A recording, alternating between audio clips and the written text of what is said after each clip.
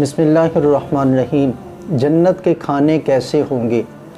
یاد رکھیے، جنت اللہ تعالیٰ کی رضا کا دوسرا نام ہے، یعنی جس سے اللہ تعالیٰ راضی ہوگا اسے جنت عطا فرمائے گا۔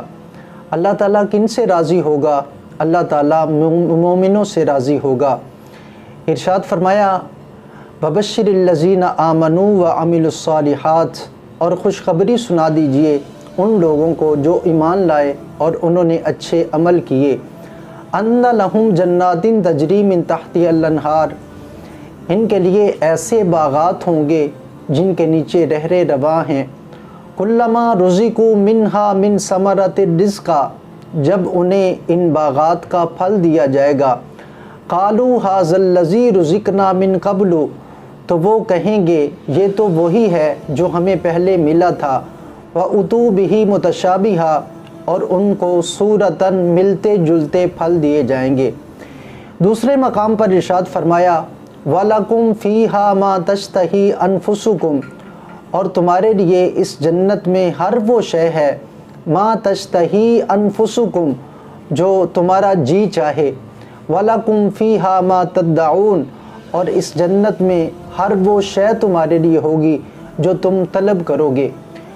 اللہ رب العزت نے ان آیات بینات میں پھلوں کا بھی ذکر فرمایا اور یہ بھی ذکر فرمایا کہ اہل جنت کو من پسند چیزیں ملیں گی، جس کی وہ خواہش کریں گے انہیں وہ مل جائے گا۔ ظاہر ہے کہ وہ کسی بھی شے کی خواہش کر سکتے ہیں، اور جس کی خواہش کریں گے اللہ تعالیٰ وہ ان کو عطا فرمائے گا۔ ہر حلال اور طیب چیز انہیں جنت میں دستیاب ہوگی۔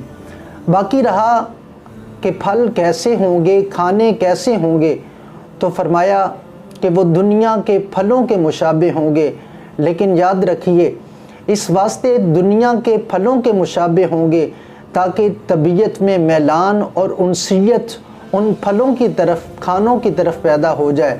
لیکن دنیا کے پھلوں کی لذت اور جنت کے پھلوں کی لذت اتنی مختلف ہوگی کہ جنت کے پھلوں کا اور جنت کے کھانوں کا جو ذائقہ اور اس کی لذت ہوگی اس کا دنیا میں تصور بھی نہیں کیا جا سکتا۔ تو اللہ تعالیٰ ہر شے جو انسان چاہے گا، جس کی خواہش کرے گا، جو حلال اور طیب چیز ہوگی، اللہ تعالیٰ جنت میں مومنوں کو عطا فرمائے گا۔